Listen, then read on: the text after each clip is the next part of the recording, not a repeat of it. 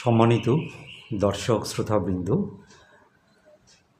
উপাসক উপাসিকাবৃন্দ, সবার মঙ্গল এবং কল্যাণ কামনায় মৈত্রীপূর্ণ চিত্তে পুণ্যদান করছি। আজকের আলোচনার প্রসঙ্গ সরাসরি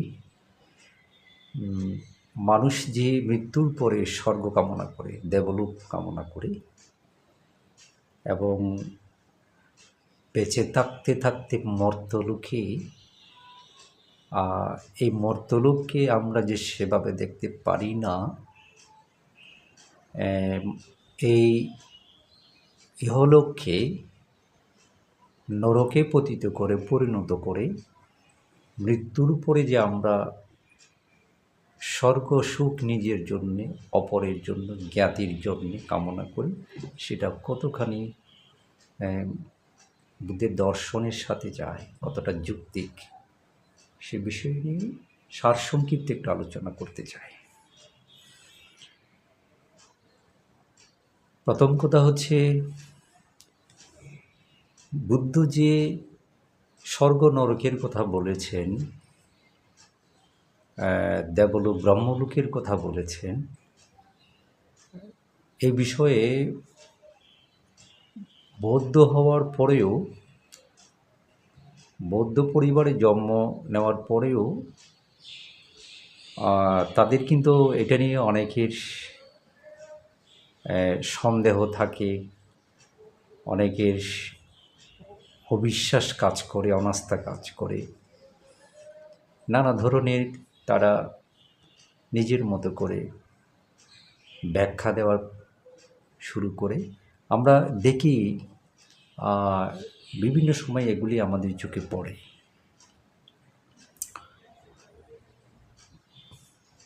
একজন ভিক্ষু হিসেবে, ত্রিপিটকের ক্ষুদ্র একজন পাঠক হিসেবে আমি শুধু এটুকু বলবো, যাদের এই বিষয়ে যাদের সন্দেহ কাজ করে, যারা এই বিষয়ে সন্দিহান, তাদেরকে শুধু আমি এই আহ্বান জানাবো, প্রথমে বুদ্ধকে জানুন। একজন সম্যক সম্বুদ্ধ কেন সর্বজ্ঞ হয়, তিনি কেন সর্বজ্ঞ হন, তাকে কেন সর্বজ্ঞ সম্যক সম্বুদ্ধ বলা হয়ে থাকে, সম্বোধি প্রাপ্ত হওয়ার সাথে সাথে কোন কোন অসাধারণ অনন্য গুণাবলী তিনি লাভ করেন, এই বিষয়গুলো নিয়ে আগে স্টাডি করুন, জানবার চেষ্টা করুন। যদি বুদ্ধকে জানতে পারেন, তাহলে বুদ্ধ কি করে, কোন জ্ঞান বলে, কোন চোখের বলে, কোন প্রজ্ঞা বলে তিনি পরলোক সম্পর্কে এত ব্যাখ্যা দিয়েছেন, 31 লোকভূমির কথা বলেছেন, চক্রবালের কথা বলেছেন, আবার রতনসূত্রে বলছেন কোটি সাতা সাহা সেসু চাক্কাওয়ালেসু, কোটি শত সহস্র চক্রবাল। একজন সম্যক সম্বুদ্ধ একসাথে তিনি যদি দেখতে চান 10,000 চক্রবাল তিনি অবলোকন করতে পারবেন। সেই কারণে তিনি কোটি শত সহস্র চক্রবালের কথা বলেছেন এবং সেই জ্ঞানও বলে তিনি বলেছেন।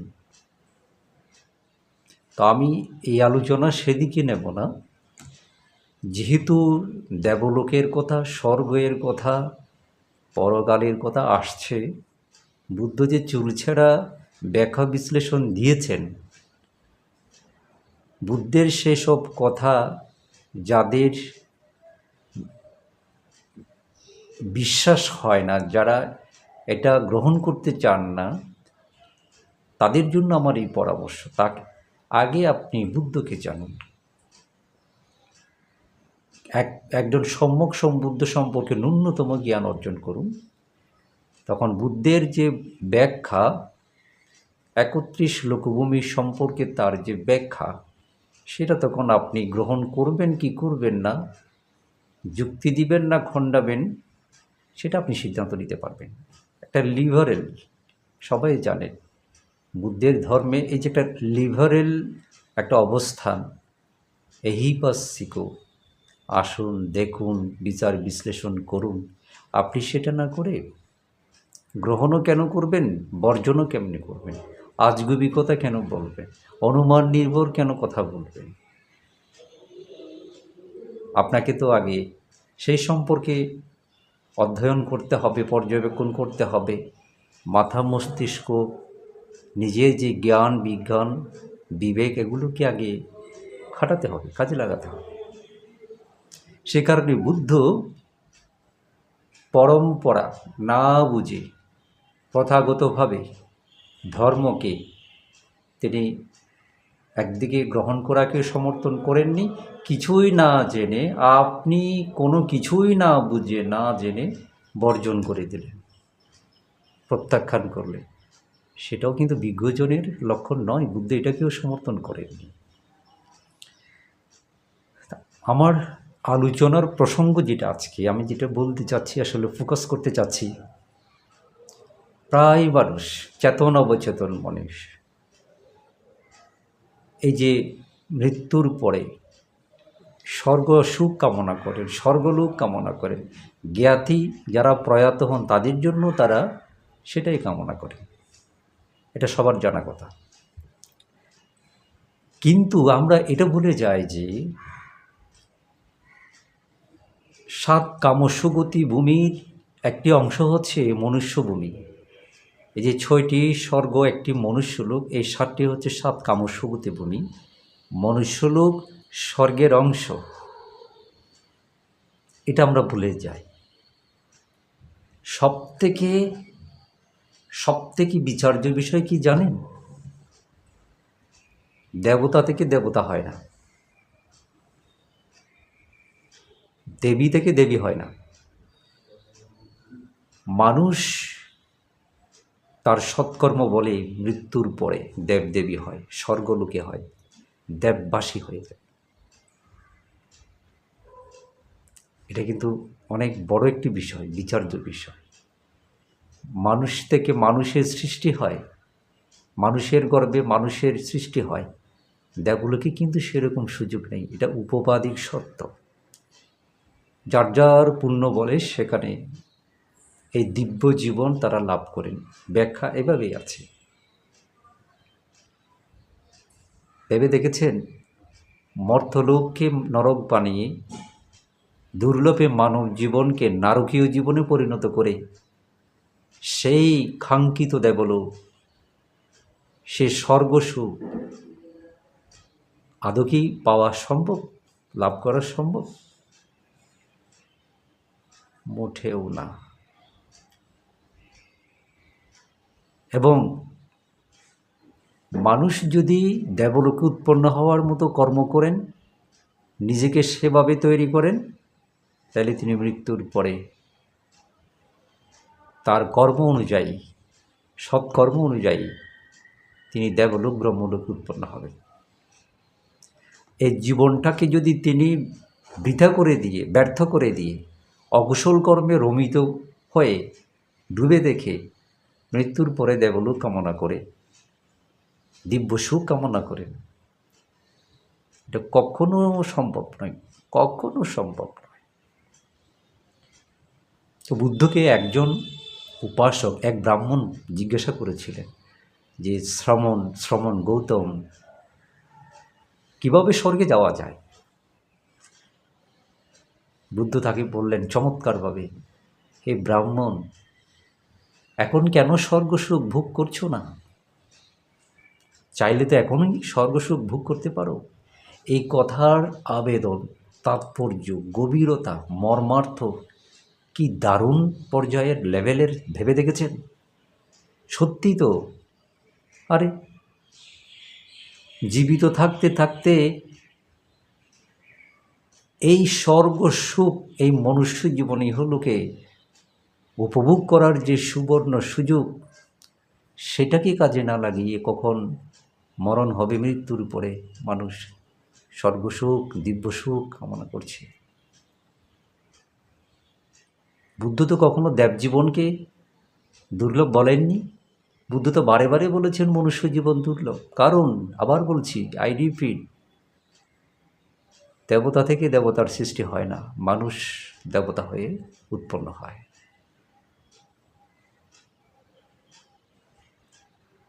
আজকে মনীষীরা যে কথা বলে গেছেন, এগুলি কোত্থেকে পাওয়া? কোথায় স্বর্গ কোথায় নরক, কে বলে তা বহুদূর, মানুষের মাঝে স্বর্গ নরক, মানুষেতে সুরাসুর, কোত্থেকে পাওয়া? এগুলি কার কথা? সত্যি তো স্বর্গ নরক এখানে এই মধ্যলোকে। আমি যদি নারকীয় জীবনযাপন করতে চাই, আমার চারপাশটাকে নারকীয় করে তুলতে চাই, পারছি, আমি করছি অনেকে।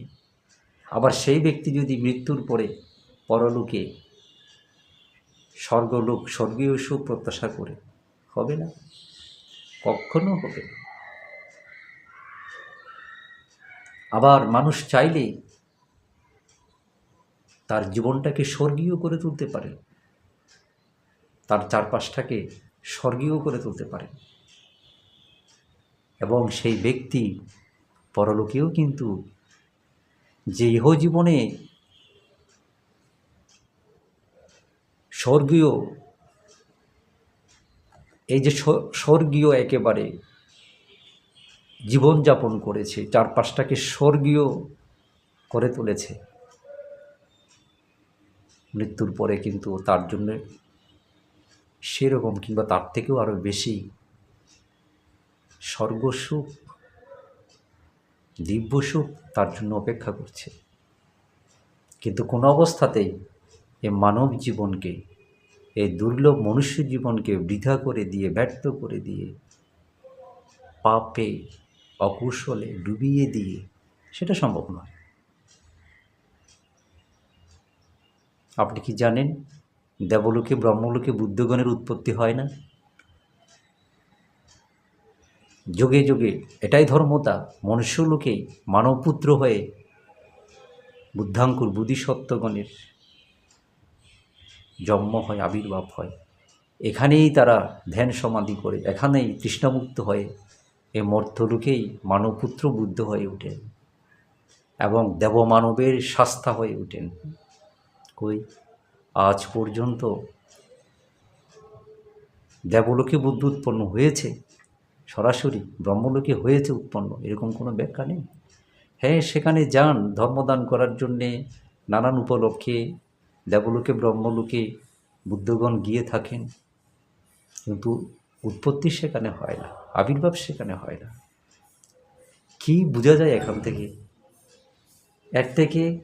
এর থেকে উচ্চমার্গীয় ব্যাখ্যা কি আর প্রয়োজন হয়?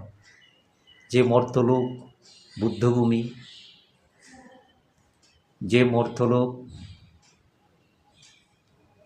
মানুষের জন্ম হয়, মানুষ দেবতা হয়ে ওঠে, দেবী হয়ে ওঠে, সেরা হয়ে ওঠে, সেরা জীব হয়ে ওঠে, সেই মর্ত্যলোককে, সেই মনুষ্য জীবনকে বৃথা করে দিয়ে নরকে পরিণত করে আমরা কেন পরলোকে স্বর্গ এবং দেব জীবন, দেবী জীবন প্রত্যাশা করছি? এই ভুল থেকে আমাদেরকে বের হতে হবে। যারা আমরা এরকম ভুলে আছি, এই দুর্লভ মনুষ্য জীবনকে কাজে না লাগিয়ে, সদ্ব্যবহার না করে, অকুশলের অমিত থেকে, পাপের অমিত হয়ে আবার ওদিকে মৃত্যুর পরে স্বর্গসুখ কামনা করছি, স্বর্গের দেবদেবী হতে চাইছি, বোকামি ছাড়া আর কিছু না। এতটুকু যদি কেউ বুদ্ধের দর্শনকে বুঝে থাকেন, এমন চিন্তাধারা নিয়ে চলার কথা নয়, মনুষ্য জীবনকে হেলাই পেলাই কাটিয়ে দেওয়ার কথা নয়, অপব্যবহার করার কথা নয়, অমর্যাদা করার কথা নয়। আমি আজকে মূলত এই বিষয়টাকে একটু আলোচনায় আনবার জন্য আজকের এই ভিডিও করেছি। আশা করছি কি বলতে চাইছি, কোন বিষয়ের উপর একটু ফোকাস করতে চাইছি আজকের আলোচনায়, সেটা অনেকে বুঝেছেন। তা আমি আজকে এই আলোচনাকে আর এগিয়ে নিতে চাই না। আজকের আলোচনা এখানে শেষ করতে চাই। আমার কথাগুলো শুনবার জন্যে সবার প্রতি ধন্যবাদ, কৃতজ্ঞতা জানাচ্ছি। এবং যদি মনে করেন এই কথাগুলো আরও 10 জনের জানা দরকার, তাহলে এটার সহজ মাধ্যম হচ্ছে যে আপনি এটা বিলি করে দেন, শেয়ার করে দেন, অন্যকে জানার সুযোগ করে দেন। আবার যদি মনে হয় যে এই বিষয়গুলো নিয়ে প্রশ্ন আছে, ভাঙতে বলে গেলেন, আমি শুনলাম বা একটু শুনে সাধু সাধু বলে দিলাম, না।